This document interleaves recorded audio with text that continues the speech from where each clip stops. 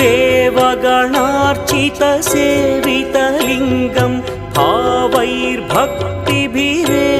च लिङ्गं दिनकरकोटिप्रभाकरलिङ्गं तत्प्रणमामि सदा शिवलिङ्गम् अष्टदलोपरिवेष्टितलिङ्गं सर्वसमुद्भवकारणलिङ्गम् अष्टदरिद्र्यविनाशनलिङ्गं तत्प्रणमामि सदा शिवलिङ्गम् सुरगुरुसुरवरपूजितलिङ्गं सुरवनपुष्पसदार्चितलिङ्गम् परमपदं परमात्मकलिङ्गं तत्प्रणमामि